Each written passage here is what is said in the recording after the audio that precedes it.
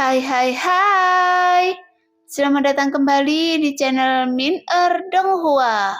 Kali ini kita akan melanjutkan cerita Donghua, Apotesis.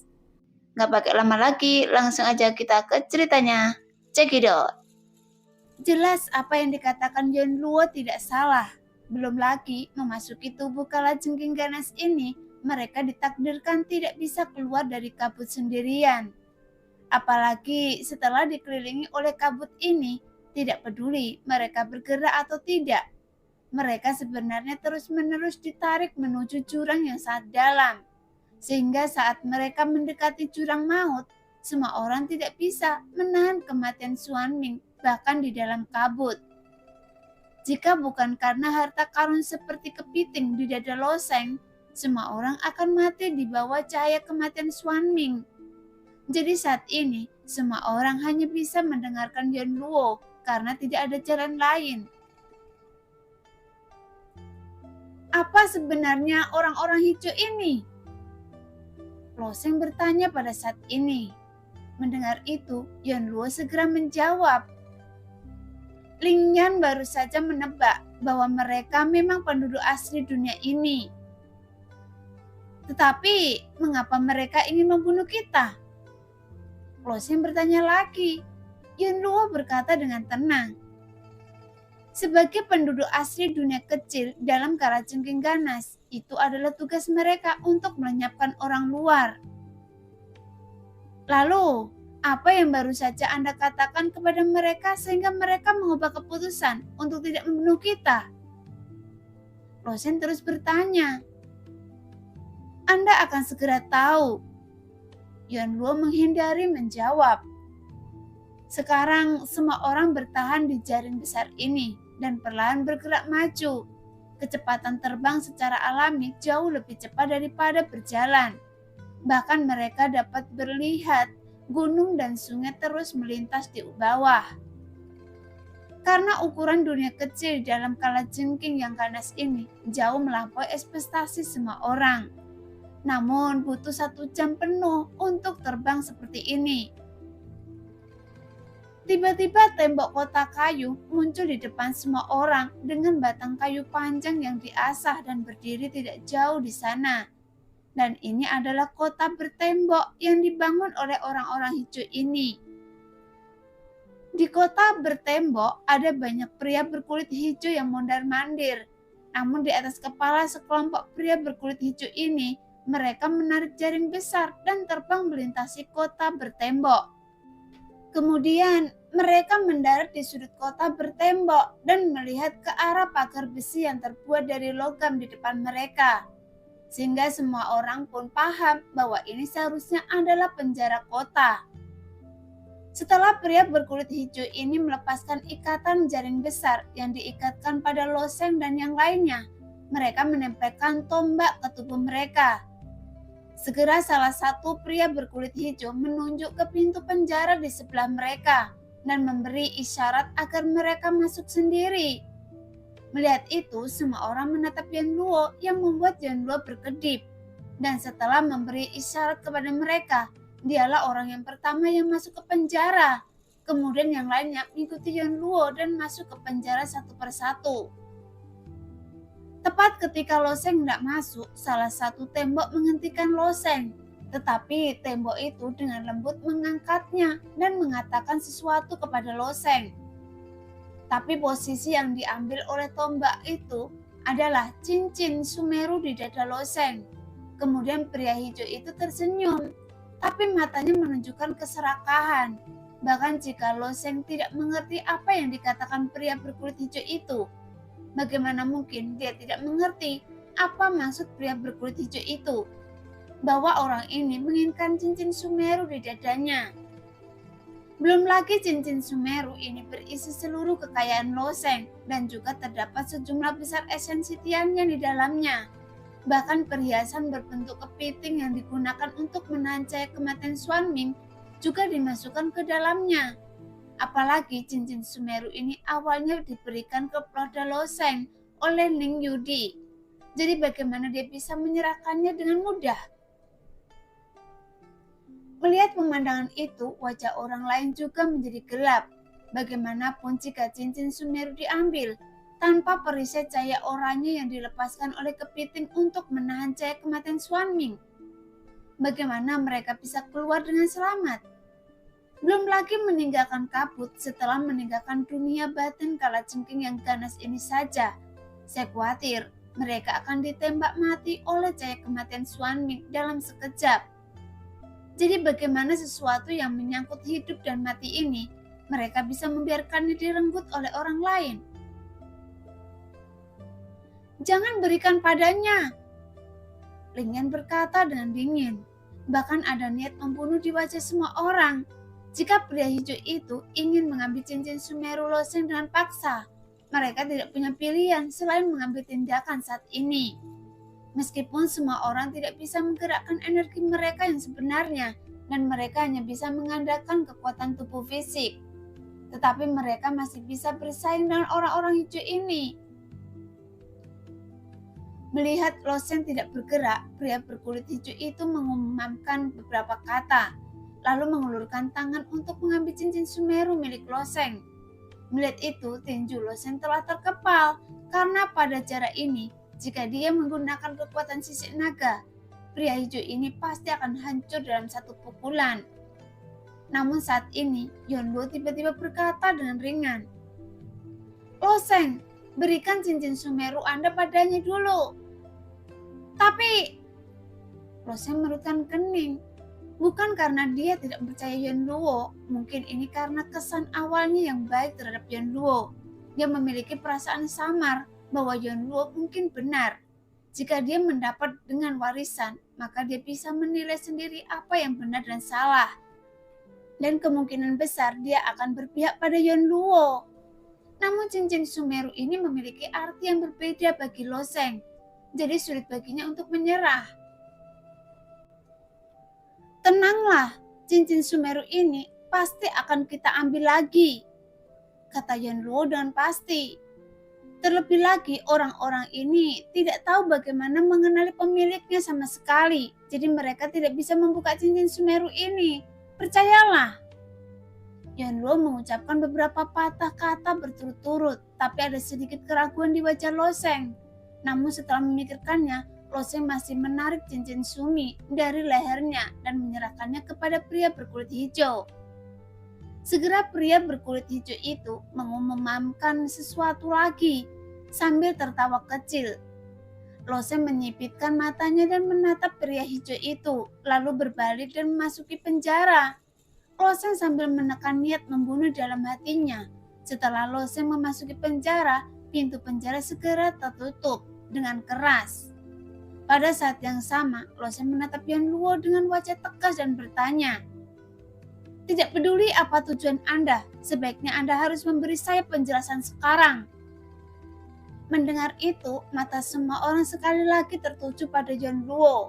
Lagi pula semua orang mengikuti Yuan Luo sepanjang jalan dan mereka tidak berjongkol di penjara sebagai tahanan. Yuan Luo memandang Lo Sheng dan kemudian berkata dengan hati-hati, "Warisan yang Anda cari ada di dunia kecil kalajengking ganas ini. Lalu apa?" tanya Lo Sheng, seolah-olah jawaban Yuan Luo tidak mengejutkan Lo Sheng, juga tidak memuaskan Lo Sheng. Yuan Luo memejamkan mata dan berpikir sejenak lalu berkata, "Seperti yang sudah Anda duga, seluruh Gua Xuanming sebenarnya melibatkan pertarungan antara dua penguasa surgawi dari umat manusia. Dan apa yang diperjuangkan oleh kedua penguasa surgawi ini adalah sebuah fragmen Tianxun."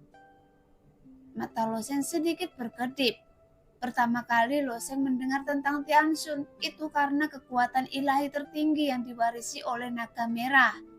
Dan tubuh pertempuran bintang diciptakan oleh orang kuat bernama Xing Zhen Tianxun. Karena orang kuat yang bisa menciptakan senjata dewa tertinggi juga pasti sangat kuat. Bahkan di dunia atas, Tianxun mungkin merupakan keberadaan yang langka. Yuan Luo mengangguk. Ras manusia kita tidak monolitik di dunia atas, tetapi dibagi menjadi 3 kekuatan besar, dan kekuatan terbesar adalah dosa asli Yuan Shun. yang memimpin 4.000 dunia. Dan peringkat kedua yang paling kuat adalah Dewa Peramal yang menguasai 3.000 alam. Dan Dewa Hukuman Guntur adalah yang terlemah yang menguasai 2.000 alam. Dengan kekuatan gabungan ras manusia, bukankah akan ada puluhan ribu alam besar? Zhao Fengyin di sebelahnya bertanya dengan mata terbuka lebar. Jelas impian setiap pejuang adalah untuk naik ke dunia atas, karena manusia di benua naga laut sangat lemah. Zhao Fengyin, Yosue dan yang lainnya secara tidak sadar percaya bahwa ras manusia mungkin relatif lemah di dunia atas. Tapi tak disangka ras manusia bisa menguasai puluhan ribu alam besar sehingga Lo Sheng juga sangat terkejut. Dia telah mendengar dari King Long bahwa ras manusia sangat kuat di alam atas, tetapi dia tidak menyangka ras manusia akan begitu kuat, karena seluruh klan naga sejati hanyalah memiliki suatu alam besar. Tapi sebenarnya ada puluhan ribu alam milik ras manusia. Jadi kesenjangan ini terlalu besar.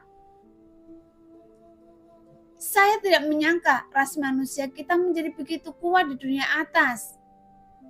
Yosue mendecakkan bibirnya dan berkata dengan ekspresi kerinduan di wajahnya. Namun dua iblis di sebelah mereka, Meng Chong dan Tianhu, tidak berbicara, tetapi mereka sangat ketakutan ketika mendengarnya. Karena iblis di Menara Dosa selalu mengatakan bahwa ras iblis mereka adalah ras yang paling sempurna. Sedangkan untuk ras manusia hanyalah sebuah ras yang lebih rendah, karena bakat dan potensi mereka jauh lebih rendah daripada iblis. Namun karena kemunculan Lo Sheng, pernyataan klan iblis dengan mudah dipatahkan. Karena sekarang iblis ini mendengar dari Yuan Luo bahwa ras manusia sangat menakutkan di dunia atas. Pada saat inilah Sun melangkah keluar dan berkata sambil tersenyum tipis. Puluhan ribu alam besar bukanlah masalah besar, karena ras manusia tidak berani berperang dengan klan Yoye saya. Mendengar itu, Yuan Luo melirik Sun dengan acuh tak acuh, tapi menggelengkan kepalanya. Klan Yoye memang sangat kuat, tapi sayangnya kemampuan reproduksi klan Anda terlalu lemah.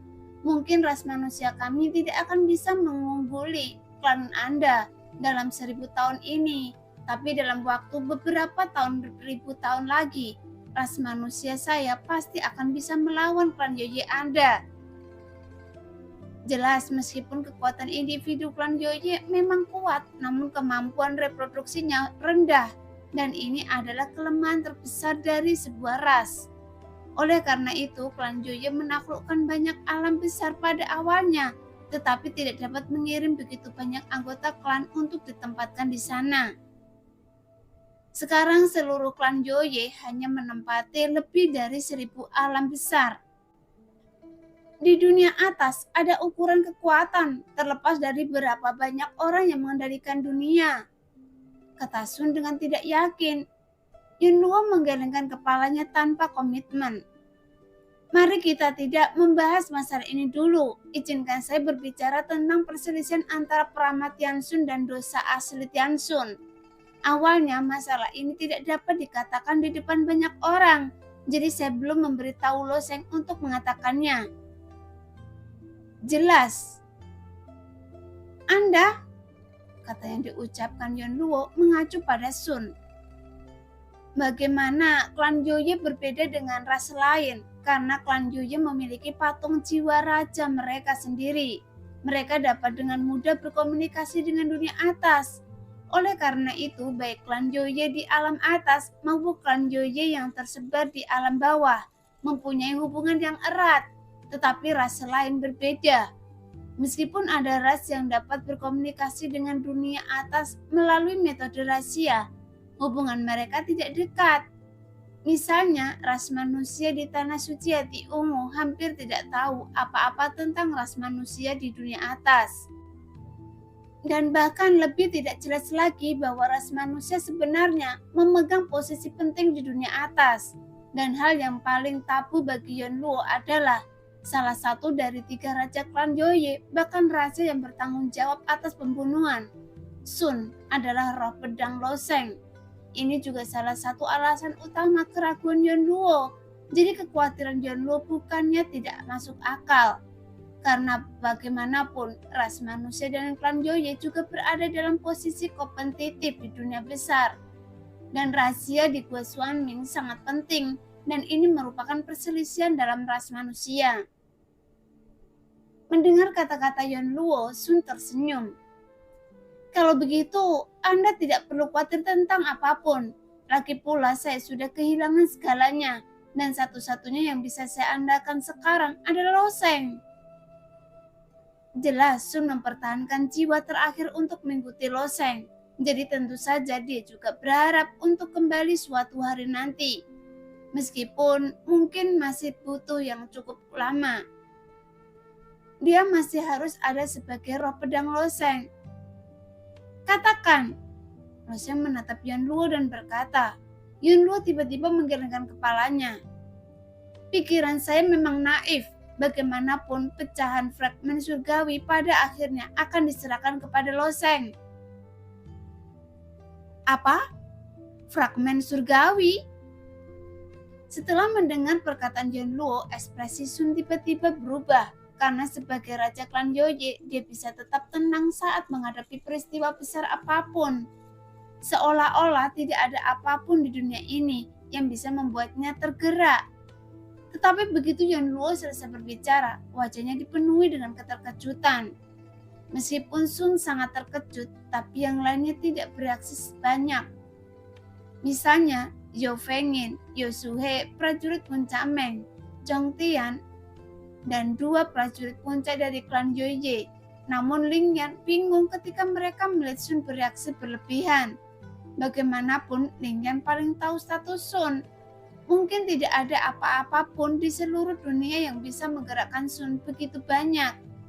Bahkan ketika semua orang melihat kalajengking yang sangat besar dan tak terlukiskan, wajah Sun masih penuh ekspresi biasa saja. Lagi pula sebagai raja klan Joye di alam atas, Sun mungkin telah melihat banyak monster super. Meskipun kalajengking ganas ini sebanding dengan monster super, sebagai penjaga gerbang di neraka, pada akhirnya itu hanyalah binatang-binatang buas yang sangat kuat. Yonluo menatap Sun dengan acuh tak acuh. Alisnya terangkat dan pupilnya menunjukkan makna yang mengancam. Fragmen doa surgawi adalah milik ras manusia saya dan tidak ada hubungannya dengan klan Joye Anda. Namun ekspresi terkejut Sun perlahan menjadi tenang dan setelah berpikir sejenak dia mencibir. Apakah Anda takut saya akan terlibat? Sambil berbicara, mata Sun tertuju pada Loseng dan dia berkata lagi. Inilah hidup Loseng, dengan takdir dunia yang besar, dia datang jauh-jauh ke benua ini, tapi saya tidak menyangka bahwa dia akan mewarisi pecahan fragmen surgawi. Loseng mengerutkan kening, menatap Yonluo dan berkata, karena fragmen surgawi ini sangat penting, mengapa Anda tidak mengambilnya sendiri? Karena dari sudut pandang tertentu, Yonluo tidak membutuhkan Loseng. Dia bisa memasuki Gua Xuanming sendirian dan mendapatkan apa yang tersembunyi jauh di sana. Meskipun fragmen surgawi ini memang terkubur cukup dalam, di lapisan tanah terkutuk benua naga laut. Kemudian menara dosa digunakan untuk menekan Gua Xuanming, dan bahkan binatang buas menjaga neraka pun dibawa ke sini. Bahkan percaya fragmen surgawi disembunyikan dalam tubuh binatang buas ini. Tapi seharusnya Yonluo mampu mengambilnya. Karena dia tidak tahan. Sun tersenyum tipis. Mengapa? Loseng bertanya. Yonluo ragu-ragu sejenak dan kemudian berkata, saya tidak memiliki kupu-kupu Gyo itu, jadi saya tidak dapat menarik akar abadi Nando dan membuka mulut besar kalajengking ganas itu.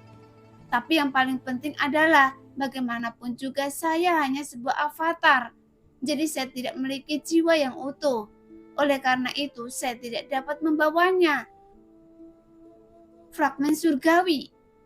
Bagaimanapun Sun meninggalkan jejak jiwa yang tersisa di Gunung Pedang Pembunuh di tahun-tahun awalnya. Sementara Yonluo memotong jiwanya menjadi jutaan bagian dan menempatkan avatarnya di dunia bawah untuk berkultivasi. karena untuk membawa pecahan surgawi membutuhkan jiwa yang utuh. Jadi keduanya tidak ada yang bisa memurnikan pecahan surga. Lalu, di mana fragmen surgawi ini berada? Loseng bertanya. Mendengar itu, Yunluo segera berkata, bahasa orang-orang berkulit hijau ini saya pelajari dari pikiran Xiuye melalui pencarian jiwa, dan ada juga informasi penting dalam pikiran Xiuye tentang orang-orang yang membawa fragmen surgawi saat itu. Adapun pecahan fragmen surgawi itu disegel dan diberikan kepada para utusan di antara orang-orang hijau ini untuk diamankan dan menjaga benda suci klan mereka. Itu sebabnya saya memberitahu mereka bahwa saya mengenal utusan mereka, dan itulah sebabnya mereka membawa saya ke sini. Dengan kata lain, kita akan mengambil benda suci ras ini, kata Loseng. Iya, jawab Yunluo. Lalu bagaimana cara kita pergi ke sana? Lingyan bertanya saat ini. Jelas ini adalah masalah ini lebih kritis saat ini, karena Lingyan dan Zhou Fengyin tidak terlalu peduli dengan apa itu pecahan surgawi. Lagi pula konflik di dunia atas tidak ada hubungannya dengan mereka. Jika kita bisa menemukan benda suci itu, kita bisa pergi dari sini, jawab Yunluo. Setelah mendengar itu, setiap orang menemukan sudut di penjara dan memejamkan mata untuk beristirahat. Lagi pula, aturan di dunia kecil ini berbeda, dan setiap orang tidak dapat menggerakkan energi sejati dan gangguan. Jadi sekarang mereka hanya dapat mengisi kebutuhan tubuh fisik mereka. Karena jika mereka merampok benda suci ini, mungkin akan ada pertarungan besar, dan mereka hanya bisa bertarung dengan kekuatan tubuh fisik. Sehingga itu pasti akan sangat sulit dari sebelumnya. Namun di dunia kecil ini bahkan aliran waktu pun sangat berbeda karena tidak ada matahari, bulan atau bintang di langit. Setiap orang tidak bisa membedakan waktu dan hanya bisa menunggu dengan bosan. Segera setelah itu, sekelompok pria berkulit hijau akhirnya muncul di luar penjara. Pemimpin pria berkulit hijau mengenakan mahkota layu di kepalanya. Di samping mahkota itu ada 3 tengkorak seukuran kepalan tangan. Dia memegang tongkat bengkok di tangannya. Dikelilingi oleh banyak pria berkulit hijau. Kemudian dia berjalan turun perlahan menuju penjara. Apakah itu urusan dari orang-orang berkulit hijau? Tanya Loseng sambil memandangi pemimpin orang-orang berkulit hijau. Yunluo berdiri menggelengkan kepalanya dan berkata, saya tidak tahu. Kemudian dia berjalan di atas bagian kayunya dan mulai berkomunikasi dengan pemimpin pria hijau. Pada saat ini pemimpin pria berkulit hijau terus mengoceh, sementara Yunluo memasang ekspresi tenang dan terus menjawab dengan sepasang bibir tipis. Setelah keduanya berkomunikasi sebentar, pemimpin berkulit hijau menyodok tanah dengan keras dan berbalik. Sementara pria berkulit hijau lainnya mengarahkan tombak mereka ke Yunluo. Loseng dan yang lainnya dengan mendengus dan memprovokasi. Setelah beberapa saat, dia juga pergi bersama pemimpin kulit hijau. Apa maksudnya? Loseng bertanya. Yunluo berkedip, kemudian menggelengkan kepalanya dan berkata, komunikasi gagal, mereka berencana mengeksekusi kita besok. Setelah mendengar ini, semua orang berdiri satu demi satu, karena akan lebih baik jika mereka berhasil mendapatkan benda suci ras ini. Sekarang, mereka tidak dapat berkomunikasi dengan mereka, jadi semua orang hanya dapat mengambil tindakan.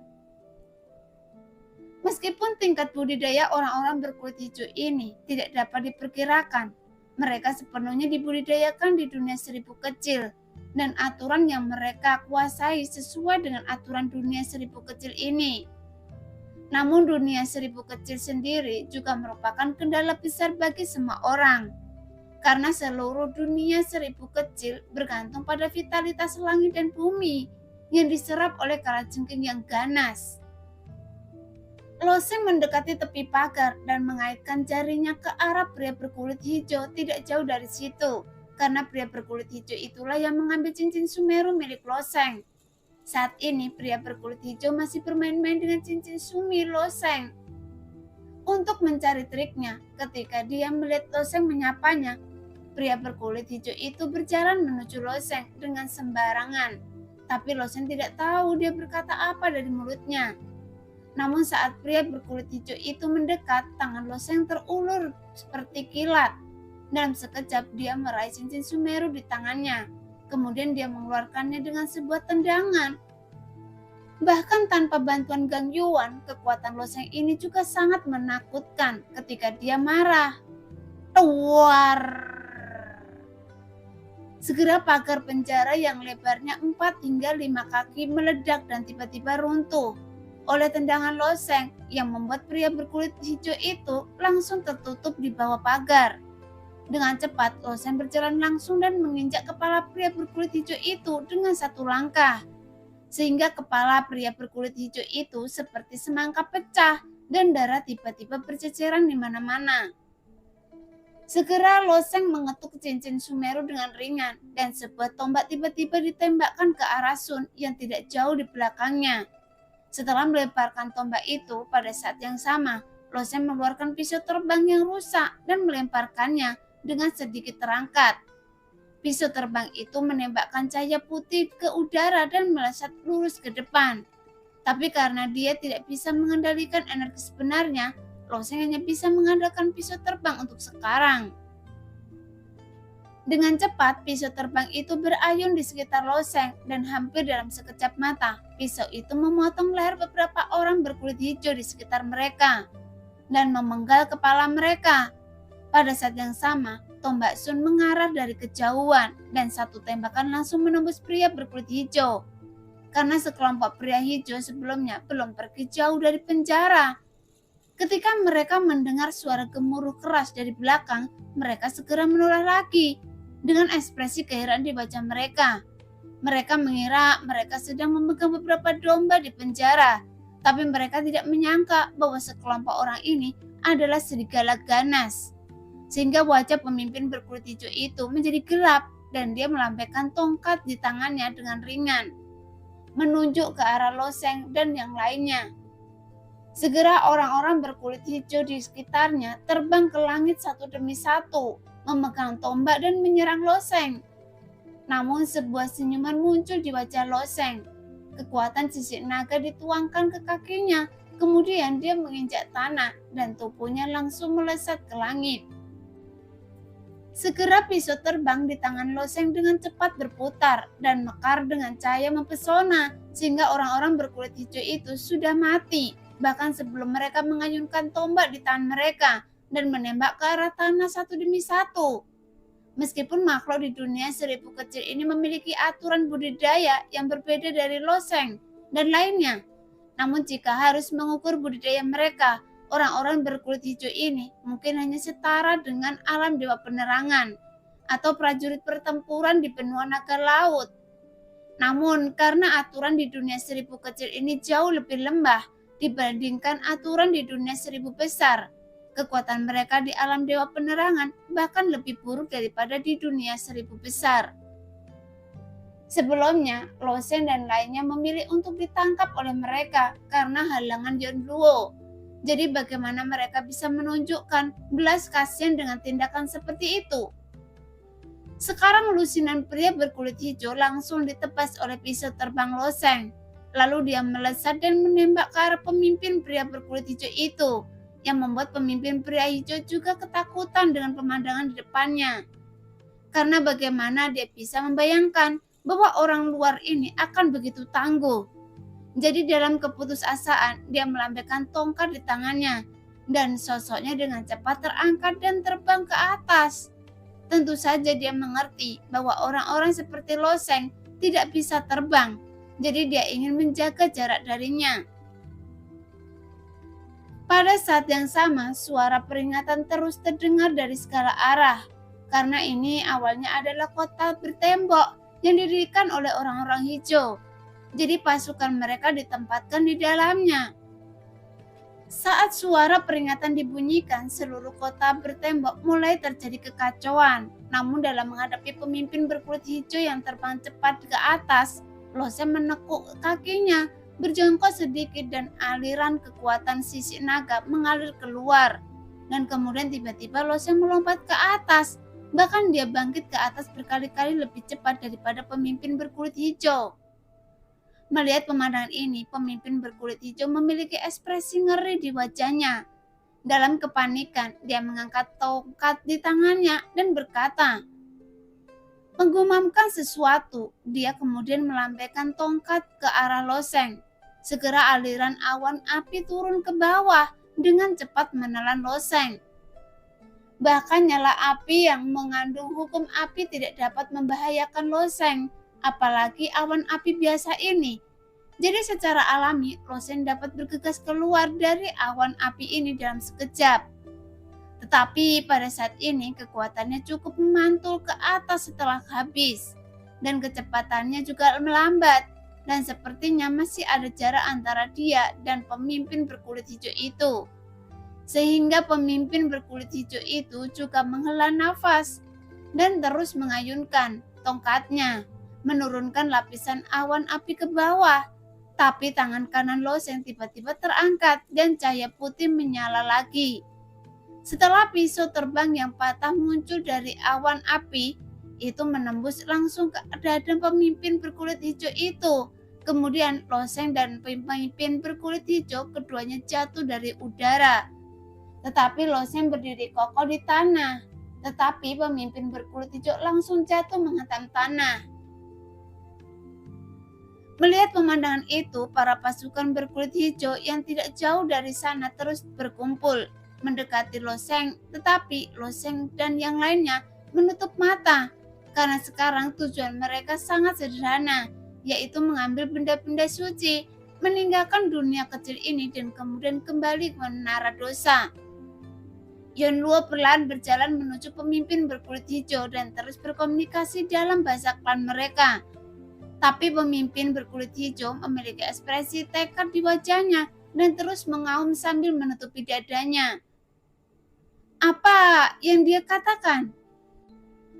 Loseng bertanya. Yonluo menatap pemimpin berkulit hijau itu, tetapi berkata kepada Loseng, dia tidak mau memberitahukan lokasi benda suci itu, dan dia tidak akan memberitahunya bahkan jika dia terbunuh.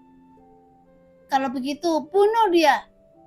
Setelah mengatakan itu, pisau terbang Loseng melintas sedikit, mengakhiri hidup pemimpin iblis itu.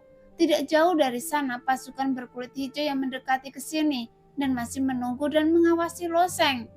Bagaimanapun pemimpin mereka ada di tangan Loseng, tapi mereka masih memiliki beberapa pasukan anti tikus. Jadi beberapa orang berkulit hijau yang dipimpin oleh mereka bahkan meraung keras. Bahkan jika mereka tidak menggunakan penerjemah Yonluo, Loseng dan yang lainnya juga bisa menebak gambaran kasarnya. Diperkirakan mereka ingin Loseng menyerahkan pemimpin berkulit hijau dan menghindari mereka mati. Tapi sekarang Loseng tidak memiliki keraguan dan langsung merenggut nyawa pemimpin berkulit hijau yang lapar itu. Sehingga terjadi ledakan di sana dan ratusan orang berkulit hijau di depan mengangkat tombak mereka dan bergegas menuju Loseng, karena di balik ratusan pria berkulit hijau ini masih ada ribuan pria berkulit hijau lainnya. Tapi tidak ada keraguan di wajah Lingyan, Zhou Fengyin dan yang lainnya. Apa yang terjadi saat ini adalah pembunuhan berdarah. Sekarang pisau terbang di tangan Loseng mengeluarkan garis-garis cahaya putih, seperti roda cahaya terbang menembus nyawa orang-orang berkulit hijau ini, dan orang-orang berkulit hijau itu jatuh satu demi satu, seperti memotong gandum. Adapun tombak Sun, setiap tembakan menembus garis panjang. Orang-orang hijau ini tidak mampu menahan gerakan maju Sun. Meskipun Loseng mengandalkan tubuh dan kekuatannya sendiri di dunia kecil ini, dan dunia kecil ini berdampak kecil pada Sun, tapi keduanya memiliki serangan paling kejam. Adapun Lingyan, Mingchong dan Zhou Fengyin, mereka jauh lebih rendah. Saat ini barisan pria berkulit hijau terus berjatuhan. Bahkan pria berkulit hijau yang melesat ke langit masih tak bisa lepas dari pisau terbang mematikan Loseng. Saat cahaya putih lewat, pria berkulit hijau di udara seperti penghalang. yang ditembak jatuh ke pisau terbang loseng. Meskipun jumlah pasukan berkulit hijau ini besar, jumlahnya berkurang dengan cepat dengan kecepatan yang terlihat. Ketika loseng setengah jalan dalam pembunuhan, orang-orang berkulit hijau yang tersisa akhirnya mundur, seolah-olah tidak ada kemarahan atau keberatan di wajah mereka. Hanya rasa takut dan ratapan. Kemudian mereka hanya bisa mundur terus-menerus. Bahkan ada banyak orang berkulit hijau melarikan diri ke segala arah dengan panik. "Ikuti mereka," kata Yan Luo tanpa ekspresi. Sekarang pasukan berkulit hijau di seluruh kota mulai berlari ke arah luar, mundur menuju kedalaman hutan belantara. Namun Loseng dan yang lainnya juga mempertahankan kecepatan konstan dan mengikuti pasukan berkulit hijau yang hancur. Namun seberapa besar dunia kecil ini dan berapa banyak ras di sana, Loseng dan yang lainnya tidak memiliki niat untuk menjelajahinya. Lagi pula ini bukan tujuan perjalanan mereka, karena benda suci tidak dapat diperoleh dengan terampil. Sekarang mereka hanya dapat memilih untuk menjarahnya. Saat mengikuti mundurnya pasukan kulit hijau, Loseng terus bergerak maju. Setelah berjalan ratusan mil, sebuah kota yang menjulang tinggi akhirnya muncul di hadapannya. Hanya saja kota tingkat ini tidak ada artinya di mata Loseng dan yang lainnya, karena tidak bisa dibandingkan dengan tanah suci di benua naga laut, tetapi secara alami jauh lebih kuat dari kota sederhana sebelumnya. Pada saat ini, pasukan pria berkulit hijau bergegas ke gerbang kota, dan kemudian sekelompok pria berkulit hijau tiba-tiba muncul di tembok kota. Namun pria berkulit hijau ini menggertakkan gigi untuk membongkar benda ini. Segera Loseng dan yang lainnya mendengar raungan, tapi itu adalah sepotong batu besar yang berguling keluar kota dan tersangkut di gerbang kota. Tapi ekspresi Loseng dan yang lainnya tidak berubah sama sekali, meskipun tembok kota setinggi 10 kaki. Bagi Loseng, dia dapat dengan mudah melompati tembok kota dengan satu lompatan. Sepertinya orang-orang berkulit hijau ini juga memiliki musuh alami di dunia kecil ini, kata Loseng. Tidak ada hubungannya dengan kita. Cepat masuk, ambil benda suci itu dan pergi. Sun memegang tombak dan hendak terbang. Bagaimanapun semua orang tidak bisa terbang, tapi Sun bisa melakukannya dengan mudah. Tunggu, Loseng menghentikan Sun. Biarkan saya yang melakukannya. Mendengar itu, Ling Yan dan yang lain memperhatikan Loseng berjalan perlahan menuju batu besar. Bahkan Zhao Fengyin menatap punggung Loseng dengan curiga dan bertanya, apa yang ingin dia lakukan? Namun tidak ada yang menjawab pertanyaannya. Setelah Loseng berjalan mendekat, ada banyak pria berkulit hijau di tembok kota yang menembakkan panah ke arah Loseng dan bahkan melemparkan tombak. Namun tingkat serangan ini tidak dapat membahayakan Loseng, apalagi menghalangi langkah Loseng. Ketika Loseng mendekat, dia melihat ke arah batu besar itu.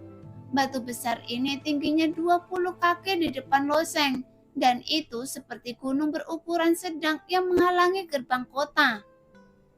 Segera Loseng menarik nafas lembut, mengepakkan tinjunya, mengerahkan kekuatan sisik naga, kemudian meninju batu besar itu. Jelas tujuannya adalah agar ras ini melihat dengan jelas perbedaan kekuatan antara kedua belah pihak, karena dia tidak ingin terlalu banyak pembunuhan yang tidak perlu. Nah, demikianlah cerita hari ini. Terima kasih yang sudah menonton video Min Earth sampai selesai. Sampai jumpa di video selanjutnya. Bye-bye.